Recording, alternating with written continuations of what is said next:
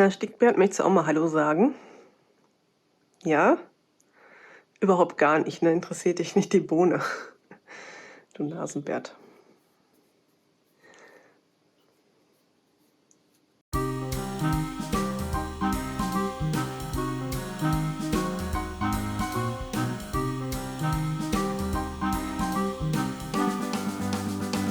Hallo und herzlich willkommen bei meinem Handarbeits-Podcast. Mein Name ist Nora und ich habe heute ein paar fertige Sachen mitgebracht, die ich euch gerne zeigen möchte.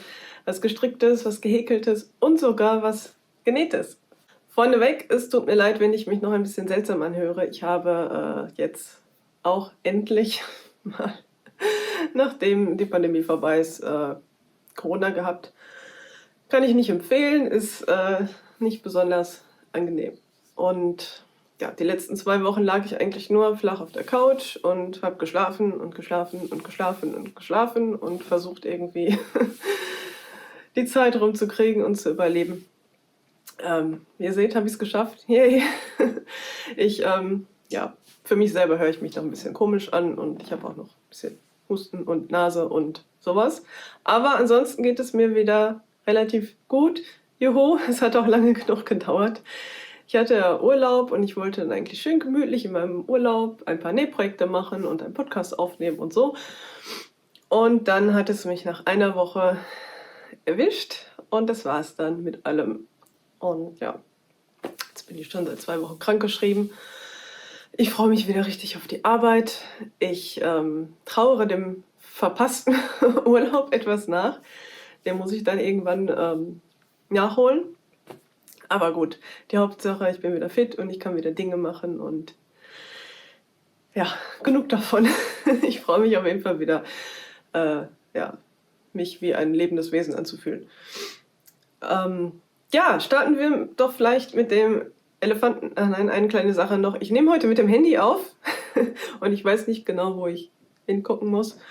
Aber ja, ich hoffe, die Bildqualität und die Tonqualität ist in Ordnung. Ich habe nämlich keinen Akku, keinen aufgeladenen Akku für meine Kamera. Und obwohl ich 4 Akkus habe, alle leer. Und ich wollte jetzt aufnehmen. Sonst schaffe ich es wieder nicht und dann dauert es wieder monatelang. Deswegen dachte ich, versuche ich es mal mit dem Handy und vielleicht klappt es ja. Genau, aber dann starten wir doch mal direkt mit dem ersten Projekt, mit dem Elefanten im Raum. Ich habe ein neues Oberteil fertig, ein gestricktes. Und das ist das Big Chain Top von Hinterm Stein. Das ist eine deutsche Designerin, das heißt, die Anleitung gibt es auch auf Englisch und Deutsch. Und die Anleitung kann ich wirklich nur empfehlen. Ich bin mit dem Oberteil total zufrieden, es sitzt perfekt. Ich liebe die Farbe. Keine Ahnung, ich hatte die damals im Sale gekauft. Ich habe mit der Holst Noble gestrickt. Ich habe die zweifädig genommen. Und die Holst Noble wurde ja vor einiger Zeit aus dem Programm genommen. Leider. Das ist, ich glaube, Geelong und Kaschmir. Also eine sehr, sehr weiche und schöne Wolle. Ja, leider gibt es die nicht mehr. Und dann hatte ich im Abverkauf noch 2 Farben ergattern können damals. Hier ist die Farbe Honeydew. Und ich war ein bisschen skeptisch am Anfang, dachte ich, ob die Farbe was für mich ist. Aber ich muss sagen, ich liebe die Farbe. Ich finde, sie steht mir total gut. Und jetzt will ich alles in dieser Farbe haben, aber die gibt es so selten. Das ist in der Wolle, ich weiß nicht, ob man das sieht, ein bisschen, ne? Das ist so ein bisschen meliert. Das ist so ein helles Gelb mit verschiedenen Grüntönen zusammenkadiert und auch ein paar Blautöne tatsächlich. Und dadurch wirkt die so ein bisschen meliert. Ja, und ich bin total begeistert davon und auch von der Anleitung, die ist richtig gut geschrieben. Ich weiß gar nicht, wieso ich noch nie ich wollte schon Ewigkeiten was gestrickt haben von Hinterm Stein und die hat ganz coole Anleitungen, so ein bisschen, ja, ein bisschen mehr Richtung klassische Nähschnitte, also so ein bisschen ja, mehr mit Krägen und Blazer, ähnliche Sachen und so. Und ja, jetzt habe ich das hier endlich mal gestrickt. Das ist ein Sommeroberteil. Und ich hab mich auch stur an die Anleitung gehalten. Es gibt in der Anleitung, weshalb ich die so gut finde, zwischendurch verschiedene Anmerkungen, wie man was an seine Körperform anpassen kann. Es gibt auch verschiedene Auswahlmöglichkeiten für einen geraden Schnitt, einen taillierten oder einen A-linienförmigen Schnitt. Und dann kann man da so ein bisschen rumspielen. Und für die Brust werden Short Rows eingearbeitet, damit man da ein bisschen mehr Platz für hat. Und also auch optional, wenn man jetzt ein bisschen kleinere Brüste hat, dann muss man das vielleicht nicht unbedingt machen oder vielleicht auch so, wenn es einen nicht stört. Und ja, ich bin total begeistert von dieser Anleitung. Es hat total Spaß gemacht, es zu stricken. Es wird mit, ich weiß gar nicht, was das von Originalgarn war, was sie verwendet hat. Aber ich meine, die Maschenprobe war irgendwas so um die 22 Maschen oder so, also relativ dicke Nadeln und dadurch geht das natürlich total schnell. Man hat ja auch keine Ärmel und so. Also das war wirklich ganz cool. Man fängt hier oben mit dem Kragen an und dann strickt man hier so ein Muster rein. Und dann beendet man den Kragen mit so einem I-Cord. Und dann nimmt man Maschen auf und strickt dann vorne und hinten runter. Den Rand strickt man gleich mit einem I-Cord. Und das Einzige, was ich geändert habe, ist, dass ich hier noch diesen Teil hier ein bisschen verlängert habe, weil ich Angst hatte, dass mir das sonst unter den Armen zu eng wird. Und das war auch, glaube ich, ganz gut. Mein Problem war, was heißt Problem? Mein Fehler war so ein bisschen, ich habe den I-Cord hier oben so ein bisschen fest abgekettet und dadurch zieht sich das natürlich alles so ein bisschen nach innen. Und hätte ich den etwas lockerer abgekettet, dann lägt diese Kette ein bisschen mehr außen. Dann könnte man auch ein BH drunter anziehen. So ist es nämlich eigentlich gedacht. Also wenn ihr das nachstrickt, kettet den I-Cord nicht zu fest ab. Ja, deswegen habe ich diese kleine Anpassung gemacht, aber so sitzt es jetzt perfekt. Und ich habe die taillierte Version gestrickt. Ich Angst hatte, ich habe nicht genug Garn, aber tatsächlich ist noch einiges übrig geblieben. Und ja, es sitzt super, ich bin total begeistert und ich stricke das Oberteil bestimmt nochmal. Nur leider nicht mehr aus diesem Garn, das hat echt perfekt gepasst. Das ist auch richtig angenehm auf der Haut. Und auch bei warmem Wetter ist es nicht so wollig oder so. Also das Garn ist perfekt, finde ich, für das Top. Aber ich finde bestimmt irgendwas anderes Nettes dafür. Genau, und weil ich so begeistert war von der Designerin und der Anleitung, habe ich gleich noch einen Top angeschlagen. Ich habe nämlich noch eine zweite Farbe aus dieser Wolle damals im Sale bekommen. Und zwar dieses schöne Lila hier. Ach, jetzt Vorteil, wenn ich mit dem Handy aufnehme, ich sehe, was ich in die Kamera zeige. Ja, und zwar habe ich noch einen Top angeschlagen. Das ist, glaube ich, eigentlich mit langen Ärmeln. Ich bin mir gerade gar nicht mehr sicher. Ich habe auf jeden Fall vor, es mit kurzen Ärmeln zu stricken. Und zwar das Perfect Polo. Das ist so ein, ja, wie der Name schon sagt, so ein Polo-T-Shirt. Und das hat hier so einen typischen Polokragen mit einem Muster. Es ist noch nicht gespannt hier, also es sieht noch ein bisschen wobbelig aus, aber das ist so ein eins rechts, eins links Muster, was versetzt wird mit verschränkten Maschen. Und man fängt hier oben an, strickt den Kragen runter und dann nimmt man hier vom Muster so ein bisschen weg, dass das so spitz zuläuft. Und genau, der Rest wird mit einer Raglanlinie gestrickt, also mit Raglanärmeln. Da bin ich mal gespannt, wie das passt. Und ich bin soweit. Ich stricke das auch in der taillierten Form. Auch hier gibt es wieder diese 3 Auswahlmöglichkeiten: tailliert, gerade und A-Linie. Und ja, auch hier habe ich wieder Angst, dass es gar nicht reicht. Wahrscheinlich wird wieder was übrig bleiben. Von hinten sieht es so aus. Und ja, wie gesagt, ich plane kurze Ärmel oder so halblange für so ein Übergangswetter. Das ist, glaube ich, ganz gut. Ja. Genau, auch das stricke ich strikt nach Anleitung. Ich habe hier gar nichts verändert. Ich habe es noch nicht anprobiert. Sollte ich vielleicht mal tun. Auch hier habe ich wieder verkürzte Reihen für die Brust gestrickt und ja, bin jetzt gerade in den Abnahmen für die Taille. Bei den Abnahmen. Genau, auch das stricke ich wieder zweifädig, hat dieselbe Maschenprobe wie dieses hier. Von daher sollte das dann passen. Dann habe ich noch was gestrickt und auch schon fertig und das kennt ihr wahrscheinlich alle, und zwar ist das der Sophie Shawl, Sophie Scarf, ich weiß es gar nicht, es gibt irgendwie 2 verschiedene Versionen davon, einen in groß und einen in klein, glaube ich. Ich weiß es nicht. Der ist von Petit Knits und das ist ein ganz kleiner, einfacher Schaltuch-Dingsi.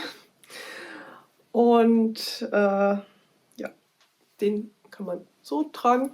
Und den habe ich auch schon getragen.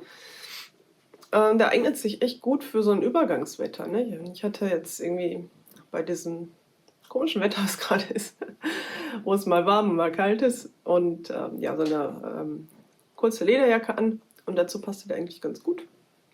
Ich habe ja eigentlich bisher noch nie so kleinere Halstücher getragen und gestrickt.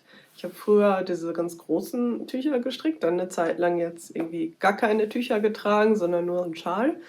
Und jetzt habe ich mal dieses kleine Ding ausprobiert, weil ich das Garn noch übrig hatte. Das war so ein Restgarn. Und ich dachte, das eignet sich ja total gut, so ein Rest, um um das mal auszuprobieren. Und ja, wie gesagt, ich habe es jetzt total gerne getragen. Das kann man in der Größe auch gut anpassen.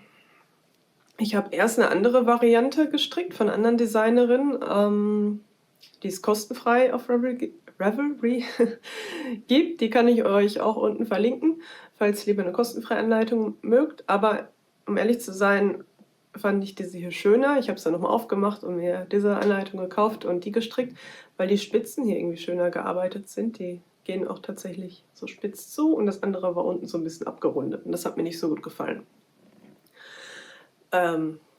Genau. Aber das lässt sich total einfach stricken und wie gesagt, die Größe kann man anpassen. Man kann einfach einen Garnrest nehmen. Das hier ist, glaube ich, ein BFL-Garn, was ich mal in Schottland gekauft habe. Ich glaube, Kettle Yarns war es. Auch Fingering-Stärke und ich glaube, ich habe es mit 3,5er Nadeln gestrickt. Und weil es so schnell ging und sich das so gut eignet, um Garnreste loszuwerden und ich ja sonst keinen Stash habe und ich auch nichts kaufen wollte, habe ich kurz danach noch einen angefangen. Und vielleicht kommt euch diese Farbe bekannt vor. Das ist nämlich das Restgarn von diesem T-Shirt. Das hier stricke ich tatsächlich auch aus 2 Fäden, weil es sonst zu dünn ist. Das ist ja eher so ein Light Fingering Garn. Und ja, mal sehen, wie weit ich mit diesen Resten hier noch komme. Und das ist auch selbe Schal wie dieser hier, der Sophie Shawl. Das Gute ist, wenn man so Projekte strickt, die schnell gehen, dann sieht das aus, als hätte man total viel gemacht, hat man aber gar nicht. Ich habe nämlich echt wenig gestrickt in letzter Zeit, auch vor Corona schon. Irgendwie, keine Ahnung, ich habe nicht so Lust, jeden Tag zu Handarbeiten. Ich habe noch ein Spiel auf dem iPad angefangen und spiele das ab und zu oder keine Ahnung, mache andere Dinge. Aber also ich handarbeite schon regelmäßig, aber halt viel weniger als früher. Früher habe ich in jeder freien Minute was gemacht. Aber mal so, ne? Wie man gerade Lust hat. Dann wollte ich euch noch ein Projekt zeigen, was ich euch beim letzten Mal schon in die Kamera gehalten habe. Das ist theoretisch nicht fertig, aber irgendwie auch wieder schon. Und zwar ist es dieses Doily, was ich gehäkelt habe. Ach, guck mal, vor dem Hintergrund sieht man das schön. Das ist ein dunkelrotes Baumwollgarn gewesen, ein Häkelgarn von online, was ich noch in meinem Stash hatte, seit Ewigkeiten. Und da habe ich mir ein Doily-Muster rausgesucht von Julia Hart, und zwar das Flora Doily, weil ich Lust hatte zu häkeln. Und das hier das einzige Garn war, was ungefähr gepasst hat. Ich finde es etwas dick noch dafür. Ich mag das lieber ein bisschen feiner eigentlich, aber ja, ich hatte es halt da. Und es ist abgekettet, sagt man das beim Häkeln, wie ihr seht. Aber es ist auch nicht ganz fertig, weil mir das Garn ausgegangen ist. Also es hätte jetzt noch vielleicht für eine Runde gereicht, aber irgendwie hat es sich nach Beendigung dieser Blüten hier, Blütenblätter, angeboten, jetzt aufzuhören. Eigentlich käme da noch was dran, also es wäre eigentlich viel größer. Aber das macht nichts. Ich habe es ja nicht gehäkelt, um das fertige Produkt zu haben, sondern einfach nur, weil ich Lust auf Häkeln hatte. Und deswegen ist es überhaupt gar nicht schlimm, dass es gar nicht gereicht hat.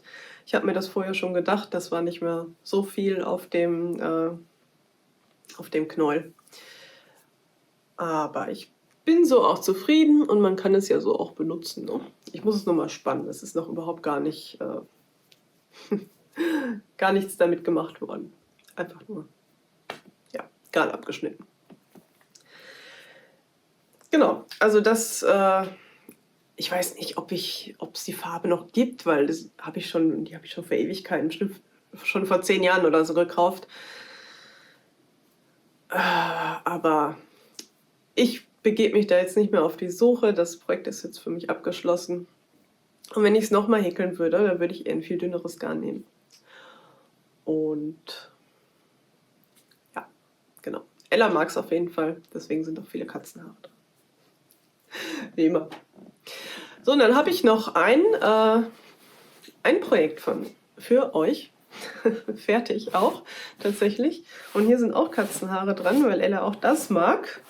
Also sie alles mag, was mit Stoff und Garn zu tun hat. Und das ist genäht und gestern erst fertig geworden. Gestern angefangen, gestern fertig geworden, glaube ich. Das ging relativ schnell. Und zwar ist das jetzt schwierig in die Kamera zu kriegen. Das ist eine Hose, tatsächlich. Ich habe eine Hose genäht. Eine 3/4, keine Ahnung. Sie geht bis kurz unter das Knie. Und das ist so eine Culotte mit sehr weiten Beinen. Und es hat hier vorne so eine Kellerfalte. Und deswegen sieht es halt aus, als würde man eigentlich einen Rock tragen. Es ist aber eine Hose. Der Verschluss ist hinten. Hier ist so ein Hosenverschluss dran und ein Reißverschluss. Und vorne habt ihr schon gesehen, da sind Taschen dran, ganz tiefe, und die Hose ist total bequem und schön und ich liebe sie. Ich mag sowieso diese weiten Hosen total gerne, in allen möglichen Längen. Das Schnittmuster kommt auch in 3 Längen. Das ist ein Schnittmuster von Gertie, also von Charm Patterns, und das gibt es nur, wenn man bei ihr Patreon-Mitglied ist. Aber ja, wenn ihr solche Vintage-Klamotten mögt und gerne näht, dann kennt ihr sie mit Sicherheit schon, und wenn nicht, dann schaut mal dort vorbei. Ich werde die Hose bestimmt noch 1 Million Mal nähen, wenn ich die Zeit dafür finde. Ich habe auch schon Stoff für eine Herbstvariante in lang, so ein lila karierten Stoff, lila-gelb kariert, der sieht grandios aus und den kann ich mir richtig gut für den Herbst vorstellen. Das hier ist ein Jeans-Chambray. Das ist so ein ganz dünner Baumwoll, ja, Chambray-Stoff in Anthrazit, würde ich sagen. Und ja, unten ist einfach nur ein ganz normal zweimal umgeklappt. Die Nähte habe ich alle mit Overlock-Nähten versäubert. Und den Bund oben per Hand angenäht, wie immer. Bisschen Handnäharbeiten kann ich mir nicht nehmen lassen. Und die sitzt tatsächlich richtig gut. Ich habe nichts am Schnittmuster verändert. Ich habe auch kein Mockup gemacht. Ich habe die einfach genäht in der Zwischengröße. Ich hatte mich ausgemessen und landete dann irgendwo zwischen Größe 6 und Größe 8. Deswegen habe ich Größe 6,5 genäht. Und musste dann am Ende allerdings die Seitennähten noch mal einen halben Zentimeter mehr abnähen, weil die doch ein bisschen groß war. So sitzt sie jetzt perfekt. Vielleicht hätte auch eine Größe 6 gereicht, aber es wäre wahrscheinlich knapp geworden. Hinten die Abnäher, die stehen, wenn ich die Hose anhabe, so ein bisschen tütig ab. Die sind mir ein bisschen zu lang wahrscheinlich. Also das nächste Mal werde ich die nur so kurz nähen, weil mein Hintern nur bis hierhin geht. und so habe ich sonst Tüten unterm Hintern. Das sieht etwas komisch aus. Aber das kann ich jetzt hier, glaube ich, nicht mehr ändern.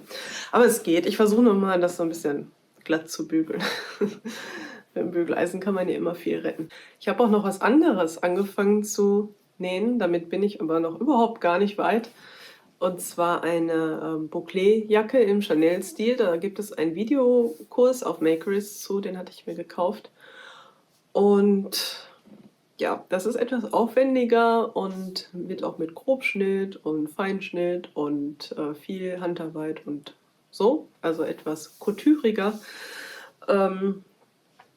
Damit bin ich, wie gesagt, noch nicht weit. Ich wurde voll rausgerissen, weil ich dann krank wurde. Und ja, das ist auch nichts, was man mal so an einem oder 2 Tagen wegnähen kann. Ne? Dafür brauche ich Urlaub und Ruhe und Zeit und am besten 1 oder 2 Wochen Urlaub.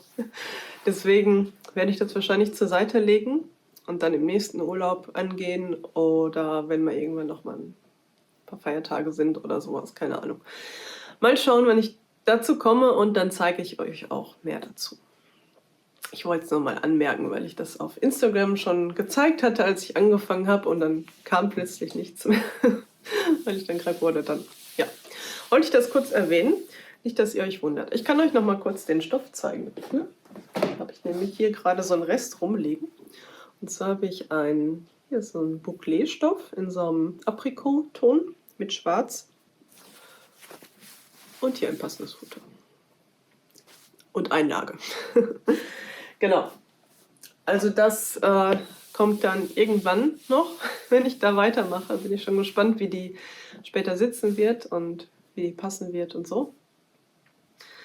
Die bekommt so eine aufgestickte Borte, so eine geflochtene und ja, ein bisschen aufwendiger. Da freue ich mich eigentlich drauf. Aber wie gesagt, ich brauche da Ruhe für. Sowas kann ich nicht zwischen Tür und Angel machen. Nicht so wie die Hose. So eine Hose geht da. Also vor allem so eine... Entschuldigung. Ja, so eine weite Hose, die muss natürlich jetzt auch nicht wie Arsch auf Eimer sitzen. Die geht relativ schnell und easy zu nähen, vor allem mit Videoanleitung. Das ist das Gute bei den Anleitungen von Gertie, bei den Schnittmustern. Da gibt es immer ein Video zu und so komme ich tatsächlich immer am weitesten beim Nähen. Wenn ich ein Video habe, wo ich einfach nur alles nachnähen muss. Irgendwie ja, hilft mir das bei dem Managen des Projektes, wenn es was Aufwendigeres ist. Oder etwas, was ich noch nicht so gut kann. Weil ich würde behaupten, ich weiß zwar viel in der Theorie beim Nähen, aber so viel habe ich eigentlich noch nicht genäht, dass ich da jetzt, wie beim Stricken, ne? Dass ich da jetzt so blind Anpassungen machen kann und so. Und so sicher bei den Arbeitsschritten bin. Deswegen ist so eine Videoanleitung immer ganz hilfreich, damit man genau weiß, was man wann machen muss und nichts vergisst und so. Aber ich habe auch trotz Videos geschafft, zwischendurch durcheinander zu kommen und musste wieder auftrennen. Aber ich glaube, das ist normal beim Nähen. Ja, Leute, das war alles, was ich euch zu zeigen habe. Ich hätte gerne schon eher aufgenommen wie immer und euch mehr gezeigt, auch die Jacke und so. Aber that's life, kann man nichts machen, wenn man krank wird. Naja. Ich bin echt froh, dass das vorbei ist, das war nicht schön. Ich hoffe, ihr bekommt es nicht oder nicht nochmal, falls ihr es schon hattet. Das ist echt unangenehm. Und da kann man irgendwie drauf verzichten. Deswegen bleibt gesund, Leute. Und ich wünsche euch einen schönen Sommerstart. Der ist ja schon bald Juni. Die Zeit rennt. Das ist Wahnsinn. Ich habe schon den Balkon neu gemacht, zum Glück in der ersten Urlaubswoche. Ich habe mir ein Hochbeet gekauft und Erbsen angebaut und eine Gurke und ein paar Möhren. Ich hatte das letztes Jahr schon gemacht, in Kisten auf dem Boden. Da kam allerdings zu wenig Licht hin, deswegen sind die Möhren nichts geworden. Die Zuckerschoten waren damals super, aber die Möhren hatten ein bisschen zu wenig Licht, glaube ich. Und jetzt habe ich mir ein Hochbeet gekauft und das direkt ans Geländer gestellt, dass die Sonne da voll drauf brüten kann. Jetzt muss sie nur noch scheinen. Das tut sie irgendwie nicht mehr. Jetzt sind es ein paar schöne Tage gehabt, das war richtig herrlich, aber jetzt irgendwie nicht mehr. Genau, Erdbeeren habe ich angepflanzt und ich habe mir eine neue Clematis gekauft, weil meine kaputt gefroren ist und meine Hortensie ist auch kaputt gefroren und mein schönes Sternengras. Deswegen habe ich noch ein paar neue Blümchen gekauft. Hauptsächlich Nelken. Ich liebe Nelken, die riechen so gut und die gibt es in so schönen Farbtönen.